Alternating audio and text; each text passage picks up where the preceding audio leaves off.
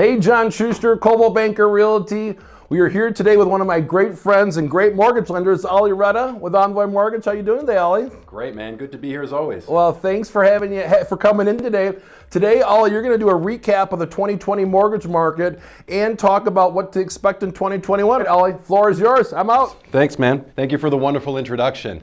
I think before we look forward, it's always a good idea to look back. And this year has been definitely interesting across the board. There's been highs and lows. But what I want to do is give you a little insight as to what's taken place behind the scenes, peel the curtains back a little bit.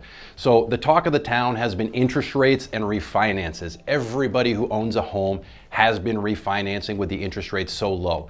Now what's happened is it's created a very interesting environment in the banking world, and what people don't know is that puts a lot of stress on the banks. The reason why is banks make their monies long term on mortgages. So what that means is when everybody at the same time is refinancing out of those mortgages, it puts a lot of stress on the bank on the back end. So what we've seen this year coming into the new year is banks actually moving up their interest rates to make up a little bit for those losses. So the moral of that story is when it comes to obtaining a mortgage and securing finances for your home, right now, going directly to the bank is not the best opportunity because the rates are going to be a little bit higher. Now with that being said, let's go ahead and look forward. I've gotten a lot of questions as to what's coming in the real estate and the mortgage markets going into 2021. Everyone is asking me, is it a good time to sell and buy? The reason why they're asking that question is because obviously interest rates are still extremely low, but purchasing a home is actually pretty high right now. So with housing prices a little bit elevated, people are nervous about, okay, do I sell my house at a higher price, but also in securing my new home, I'll pay a little bit more. Now what we have right now is a beautiful equilibrium in the market that's actually never taken place. You have the opportunity to secure yourself a mortgage for the lowest interest rates that we've seen historically, and also align that with selling your house at a really, really good price. Now with that said, I'll give you guys an example.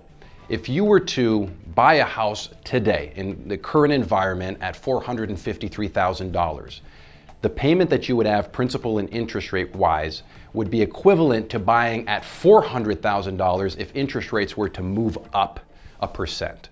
So the moral of that story is right now, the buying power is better than it's ever been, and we have a unique intersection between real estate prices and mortgage rates. So it's an absolutely great time to sell your house, capitalize on the higher price of your sale, and also secure yourself a great mortgage at historically low rates. If you're thinking about buying or selling this year, my contact information is below. If you want to know what your house is worth in this current market, or you're looking at purchasing a new home, go to johnschustergroup.com. Thank you very much.